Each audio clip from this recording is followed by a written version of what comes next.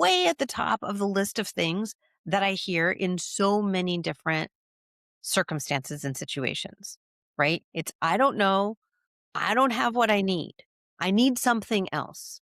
Another job, more information, another person, whatever it is. I don't have what I need. We all have what we need. Sometimes we need to augment it, but we all have what we need to take the next step.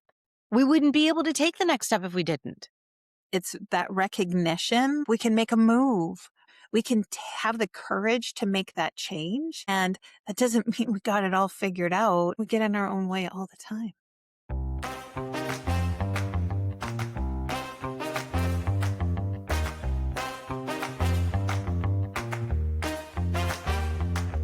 Hi there. Welcome to the Empowered and Embodied Show. I'm Kim Romain. And I'm Louise Neil. We're two transformational coaches who are also fellow travelers on the path of growth and self-discovery. And we're inviting you along for the ride. That's right. We're right here in the trenches with you, navigating the ups and downs of life. And each week we'll be sharing our own experiences, bringing you conversations with amazing guests, and exploring insights and strategies that have helped us find more clarity, confidence, and ease in our lives. And trust us, we do not have it all figured out. We're learning and growing right alongside you. So if you're ready to rise above the chaos, doubt, and confusion that sometimes life throws our way, and step into a more empowered and embodied version of yourself, then you're in the right place. Let's get started.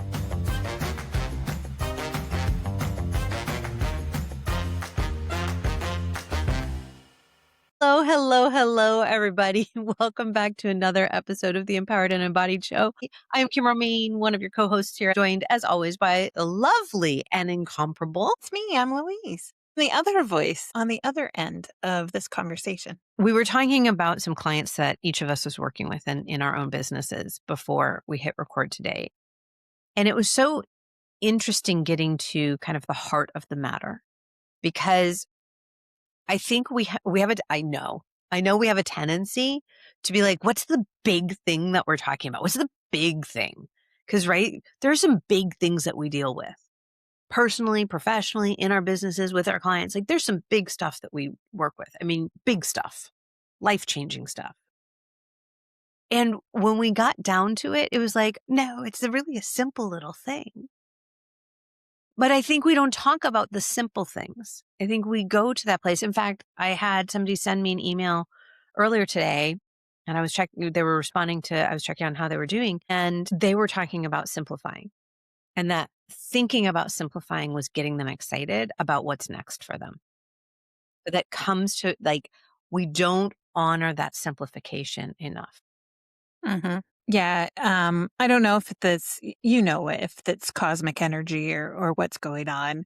I don't. I know what's going on with me, and I feel it too. I feel like this need of, like, how do we kind of like cut through all of the BS, or cut through all of the stuff that's kind of like loaded on us or put on us, and find a find a place where I can kind of put all of that aside, or shed all of it, take it all off, and like just come back to myself, right? Come back to who am I? What do I want? Those things. And that stuff is physical. Like, sometimes it's physical stuff that gets in our way. Sometimes it's emotional, right? Mental, all that other fun stuff too that we carry around. For sure.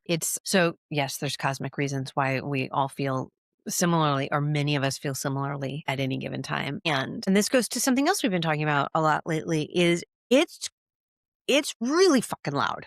The world is so loud. I am super sensitive to sound, so I get it that, like, I actually feel it in my body.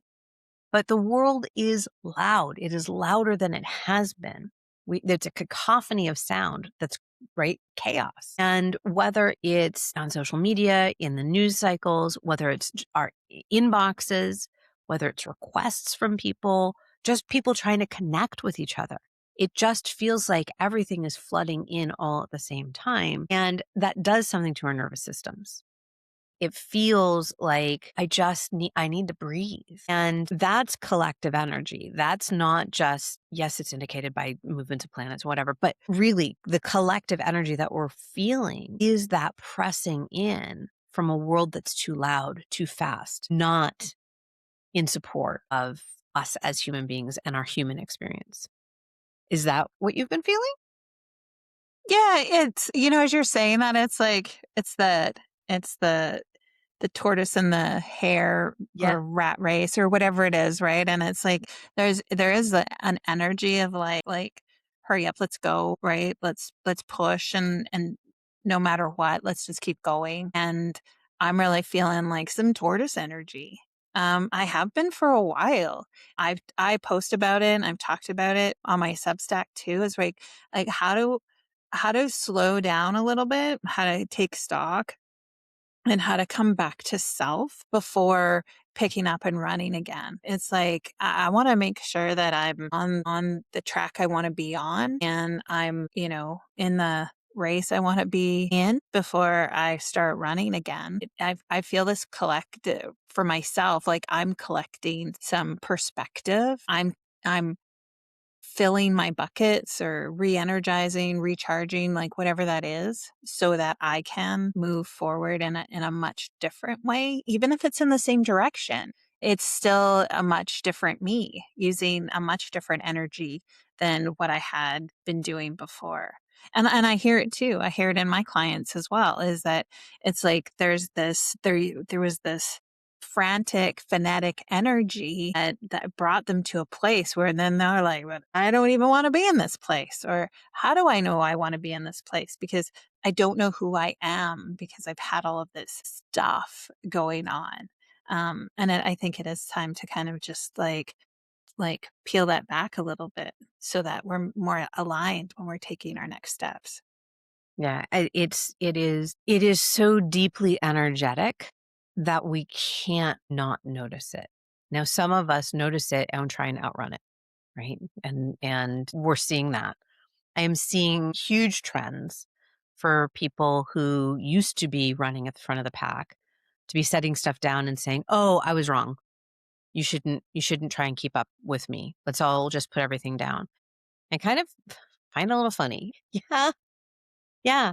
But you sold people, spending lots of money and lots of time and lots of energy. And oh, by the way, got all of our nervous systems all bunched up and not operating the way that we should for ourselves, for our own well-being, and not a should and somebody else's should, because you were trying to outrun something and you realized you can't outrun it. And I feel like on a philosophical lens, like we're trying to outrun our own humanity. We're trying to outrun this very brief time that we have here on earth and get to what?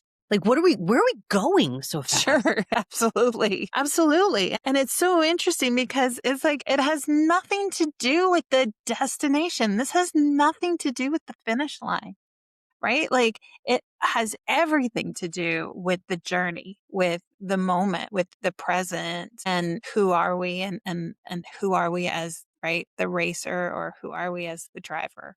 But yeah, it's so interesting because I think we do just get caught up. And I think it's human nature. It is human nature. Not I think it is. It is human nature to, right, like get swept away in the wave. That's how it happens collectively. We receive a lot of information externally, and it is very easy to just get swept away and ride that wave, and when we want to still be on the beach. Yeah, well, because there's some of us that are trying to figure out what this all means, right? What does it even mean to be human? Why are we human? Why are we here? What is our purpose? And then there are others that kind of go with that question of what is our purpose back to what is my purpose? Make it very personal. What is the reason that I'm here? Like I have to find the thing, the reason why I'm here. Then there are others that are saying, yeah, it'd be great to have a reason, but I just want to keep my head above water. I just want to be able to pay for the things I want to pay for. I just want to show up. And then there are others that are standing around going, what? Everything is what? Right? They're not even sure what questions to ask. And it's so funny that I just came up with 4 people and like, go enjoy a Seder, have everybody talking about the 4 questions. Because the fourth child at a Seder doesn't know what to ask rather, is sitting there saying, "I don't know what to ask." And I think that is true, right? You have the wise one, the wise child who knows to ask the big questions, right? These big expansive questions. Then you have the child that is trying to figure out their own purpose, their own place in the world. And then you have the child who is just trying to have a good time, right? Just trying to find a way to enjoy whatever this thing is called life. And then you have the child who's like, I don't there's too many questions. It's too loud. I don't know what to do, right? So I don't even know what to ask. And as we're all kind of bumping up against each other in this life, asking all these different questions, there's still inside of so many of us that feeling of, oh, but I should be asking that question. If I'm just trying to have a good time, I should be asking the bigger questions. Or if I'm asking the bigger questions, why am I not having a good time? Instead of saying, this is who I am, and I actually do get enjoyment from asking the big questions, or I'm just having a good time, I'm going to leave the rest up to you. But we're looking for answers. Ultimately, that's what we're looking for answers. The answers being like, right, what am I doing? Hmm. And am I doing the right thing? Right. And that's like this external, like, right? We get external when we ask those kinds of questions, right? What should, we've talked a lot about shoulding on this podcast, right? And as soon as we use that word should, it means external from us. And so what should I be doing? And looking for those answers, looking for external, I don't want to even say validation, but it's like looking for an external thing that makes sense, that somehow is sense making to who we are and what we're doing and why we're here. It all is this external searching for that right now anyways. So when somebody shows up and asks you a question, or not, maybe not even a question, they show up with a statement of, I don't know what to do. Do you ever feel, I know how I feel when people show up or their answer when I ask them a question is, I don't know. I don't have the answer for you, love. I don't. I can help you get there. But when people show up and in that space of, I don't know what I need. I don't know who I am. I don't know what's next. What are the ways that you have seen that has been helpful to support people when they feel that lost, when they don't even know what question to ask? What if you did know, Yeah, that's right? really scary for most people. Yeah. What if you did know the next step? Or what if you did know what's next? Like what if you did, how would that change? Or what would change for you? Because that in asking that question, it's like external. And it's like, oh, but what if you did know? How do we get back into our bodies? How do we get back into ourselves and just see what's there? I hear it so much as, I don't want to take the responsibility. Not like in an intentional, like, I want to slough it off, but I'm scared to take the responsibility. I'm scared to make this decision. I'm scared to know. Because if I know that I need to do something with it, and what if I'm not good at that thing? What if I'm not prepared for that thing? What if that thing pisses somebody off? So I hear it as so much deeper than so I think that question of, well, what if you did know? It's a beautiful question. And I feel like somebody really has to be in the right state of mind to be able to, because I've seen people freeze in that question. Be like, I can't possibly know. You know, because you're the expert on all things in life, but I don't know anything about my own life. So That tell feels me like they're more. scared. Yeah, yeah. Well, tell me more. Yeah. So I feel like that is that scared place. It is, I'm afraid to go there. I'm afraid to understand that much about myself, because then I mean, this wouldn't necessarily be the words that would come out right away. But very often it is, well, then I have to take responsibility for that. And I have to take responsibility that not everybody in my life is going to like my decision or my choices. And I'm going to have to take responsibility that it may change things that I'm not ready to change. Like, I know I might, the concept of change feels good, but am I really ready for change? Because change can mean a lot of things. right? If you change your job, how does that affect your relationship? If you change your relationship, how does that affect your job? How does it affect your friends? How does it affect your lifestyle? And so asking that, going back and asking that question, if somebody is prepared, and I don't mean like they've prepped for that question, that, right, they've been doing some of that excavation and they go, oh, yeah, thank you for reminding me that I actually do have that answer. Thank you. Thank you for that. But if they haven't been doing that excavation, I feel like a lot of people, when we say to them, right, what if you do? Right? Not saying you do, but what if you do already have that answer?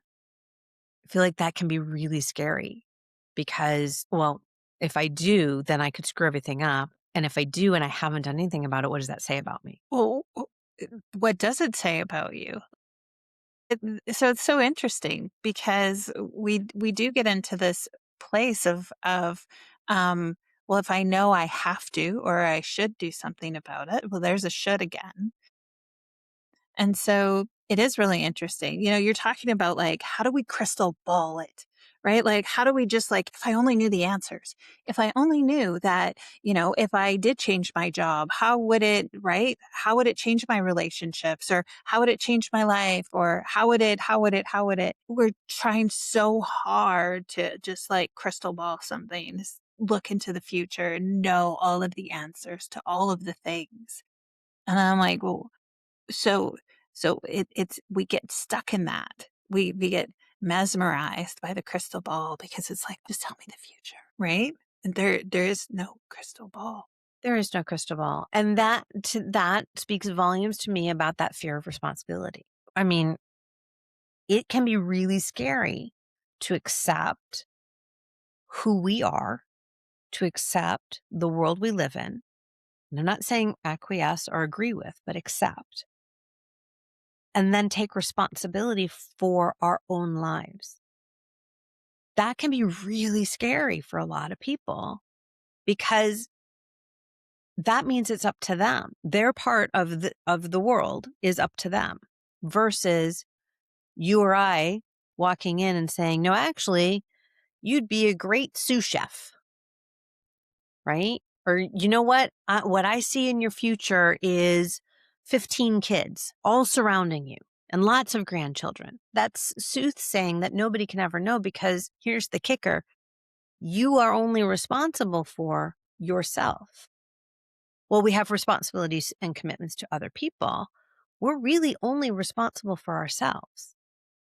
As we become adults, like leaning into that and saying, I have responsibility to figure out myself. I have responsibility to figure out what I like and what I don't like. I have responsibility to make decisions on how I move forward in this world. But we don't know what any other human being's going to do. So if I make a decision to take a job, I really love this job. I'm doing great in this job. We have no idea if the industry is going to go belly up and I'm going to lose my job. I don't have control over that. But what I do have control over is what I enjoy, what I love to do, and accepting that not everything in my life is something that I love and enjoy because that's also not reality, Right, right. right?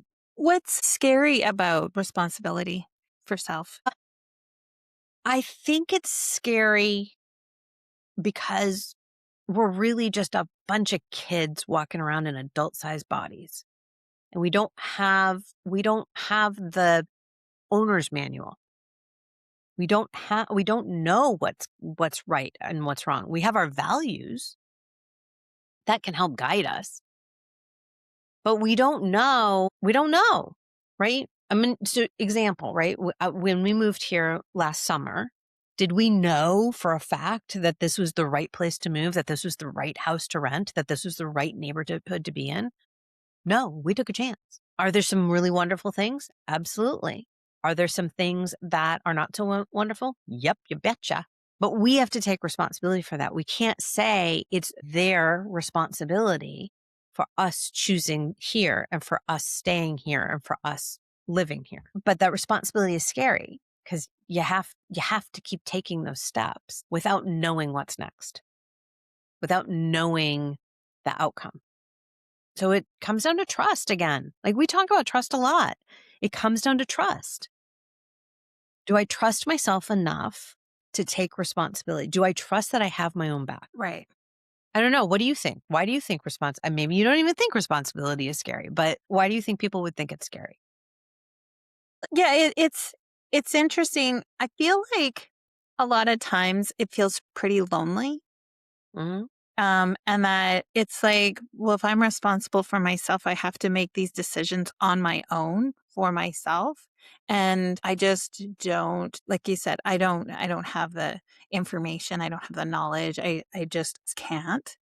And it's interesting because even though we are responsible for ourselves, it's actually the only thing we are truly responsible for. It doesn't have to be lonely, right? And so I think we get stuck in this place of like, well, I can't take responsibility for that because like, I just don't know. I can't make a wrong choice or I can't make a wrong decision. And it's like, guess what? You get to collect data, you get to share, you get to have conversations, you get to do just like how you moved, right? Kim, Mhm. like all the research that you did around the neighborhood, the community, the supports, the geography, the weather, the political landscape, all of those things that you looked into, you didn't do it on your own. You had conversations, you talked, you collected information. And so now we get to provide a little bit more, right? Of like, sure, maybe I don't know exactly how it's going to be, but I minimized the risk of taking that next step because I've reached out to my community or I've talked to my partner or my kiddo or whatever that is. And so I think we get stuck a little bit in a trap of like, if I'm responsible for only myself and no one else is, that's a pretty lonely job. And I don't have what I need to make, like you said, the right decision or the right choice. And so I think there's a little like fallacy there where we think that it's a lonely thing. And that I just can't do it because like, who am I to make all of those decisions on my own? Yeah. You said something in there, I don't have what I need. And I think that probably is way at the top. I don't know if it's the top, but way at the top of the list of things that I hear in so many different circumstances and situations, right? It's, I don't know. I don't have what I need. I need something else. I need another job. I need more information. I need another person. I need your input. I need whatever it is. I don't have what I need. And I know that we've talked about this. We talked about it just before came on today. That's bullshit. We all have what we need. Sometimes we need to augment it, but we all have what we need to take the next step. We wouldn't be able to take the next step if we didn't. And we are all capable of taking that next step. And if you have listened to more than one of our episodes, if you've listened to all of our episodes, I would like to highlight, underline, circle, and put in giant neon words or like neon sign. You have what you need. We just don't give ourselves enough credit. The number of tools and information and processes and data. You have everything you need, but you have to stop and slow down, right? Going back to it's so loud. Slow down, quiet things down for just a minute. You don't have to, by the way, do it in solitude. So you don't have to be lonely when you do it either. Slow down so you can hear yourself because self has your back and you have everything you need to take that next step. I mean, unless you tell me that I'm completely full of shit, which Well, you no, may. and we get in our own way and right habits and right rinse repeat. I do it all the time. Right? I don't have what I need. So I better go find it. Need for what? Right? Like it's that recognition. Like once you have this figured out, it doesn't mean it's figured out for good and it's figured out forever and I'm never going to question or I'm never going to doubt or I'm never going to, right, feel stuck. It's a recognition and also a recognition around like it can happen again. We can take the next step. We can make a move. We can, right, change a business, change a job, change a relationship. we can have the courage to make that change. And that doesn't mean we got it all figured out and we can just coast, because it's like, well, I'm self-aware. I know exactly what I need. And it's like, yeah. And we get in our own way all the time. Yeah. Yeah. And it is human nature, right? We have a tendency to overthink. We have a tendency to see what we see outside of ourselves as something we're supposed to want inside of ourselves. That shouldn't. We also have a tendency to see what's outside of ourselves as something we want when we haven't identified for ourselves what those desires truly are. And that goes back to this idea of asking questions, but asking questions of ourselves. Yes, asking questions of others helps as well. We can get data. We can understand better. Why did you make that decision? Why did you choose to do your business this way? Why did you choose to leave corporate? Why did you choose to leave that relationship? Sure, go have those conversations. Like that helps you understand somebody else's process. But that doesn't mean that that process is right for every other person. It's asking ourselves those questions. Why am I staying in this job? Why did I choose to take the job? Why did I choose to listen to my mom? Why did I choose not to listen to my mom? Why did I choose? Asking yourself the questions. When you think, I don't have what I need, or I don't know what I need, stop and ask yourself, what do I have, right? Actually do an inventory. Say, like, because we I was on this call this morning with a client of mine, and came in saying that pretty sure the work they were currently doing was misaligned, wrong environment, wrong people, need to tear it all down again, move on. The conversation we ended up having was actually doing a somatic and energetic experiencing, where we went into the heart center where she felt really connected to, allowed her to center herself in her own energy first, so that, right, she was able to get really calm and peaceful, where it wasn't this cacophony of what else was wrong outside of herself, getting herself really calm and peaceful. And then from there, she could say, I don't trust myself. I'm scared I'm going to make another wrong decision. And so then we were able to do some solar plexus work, right? This was energy that was affecting her from her solar plexus, that place of confidence. And we did some energetic work there, some visualization. And it was interesting because she kept saying, well, because I asked if there was something that you could bring this feeling outside of yourself in everyday life, what would that be? So it was a piece of jewelry. She's like, well, but I don't have that piece of jewelry. I don't have it. I need something else. And we continued talking. And then all of a sudden, out of nowhere, she said, oh my gosh, I have exactly what I need. Because she realized that while she was envisioning one thing, she had something else that could absolutely work in that instance for her. And so now she's able to move that outside of herself and remind her that she has what she needs. She just needs to slow down enough to connect with it. It was really beautiful to witness that. Yeah. To be able to come back to self, right? And to be able to know that you're empowered, right? And you can be moving towards what it is, even if the what it is isn't super clear, Yeah. right? Yep. It doesn't have to be crystal clear to know that there's a next step, or that there's, right, conscious, embodied action to take. We get stuck there too, where it's like, let's just work on clarity. Let's get more clarity. Let's get more clarity. And it's like, oh, well, it doesn't have to be the sunniest of days to be able to take that next step and to take that very conscious choice. Years ago, you and I were having just a conversation years ago, and we were talking about kind of where we both were with our businesses. This was very early on. And I remember you describing that you felt like you were looking out over a lake, but the lake was covered with very thick fog.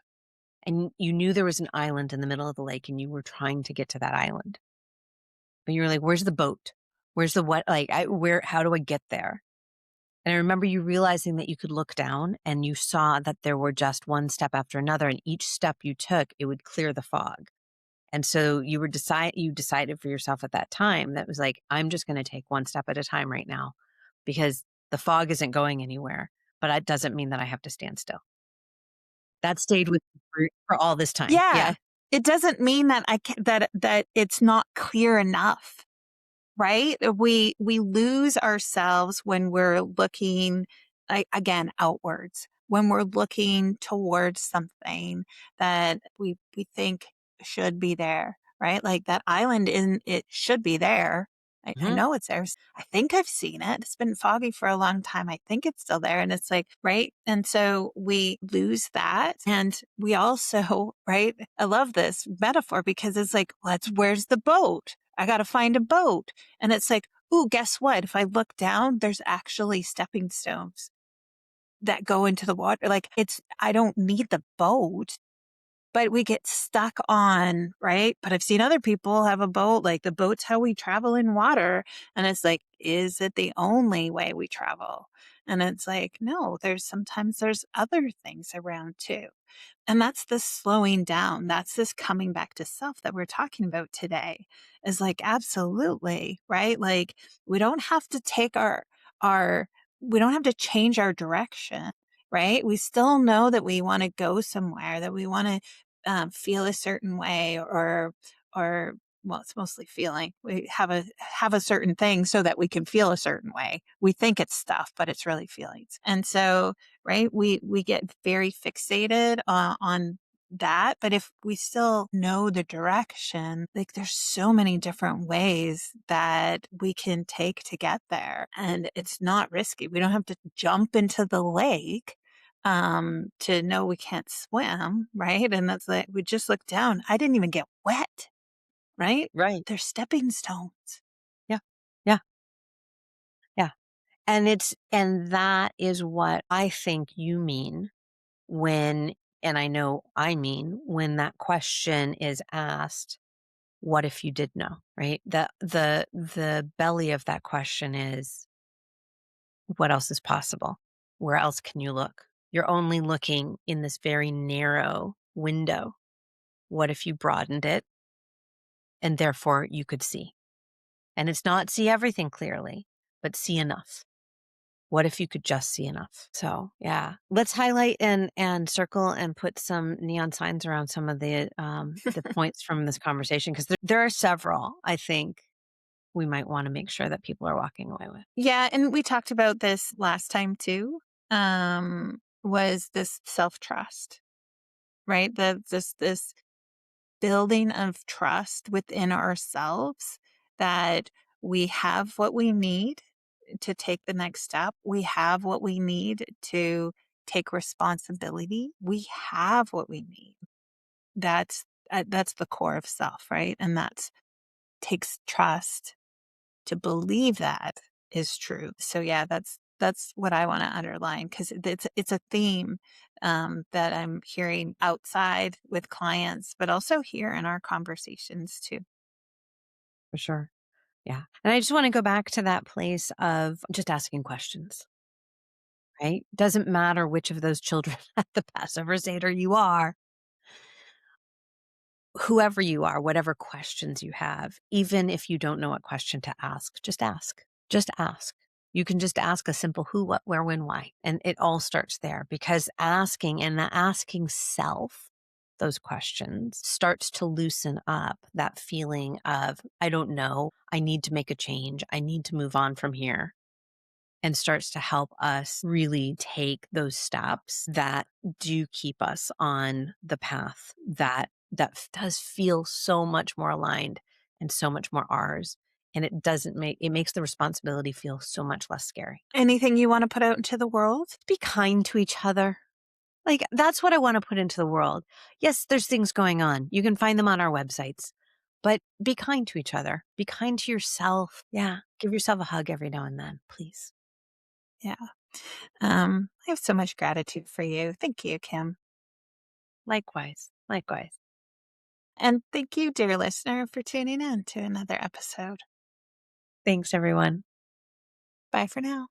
And that's all for this week's episode of the Empowered and Embodied Show. We hope today's episode has sparked something within you. Remember, we're all on this journey together. If something did resonate with you today, why not share it with a friend who might need to hear it too? You can find us everywhere you listen to podcasts. Don't forget to subscribe so you never miss an episode. And if you're feeling generous, leave a review. Your feedback not only helps others find the show, but also helps us understand what's most valuable to you. Until next time, be kind to yourself, stay curious, and remember, we're walking right alongside you. Thanks for being part of our community.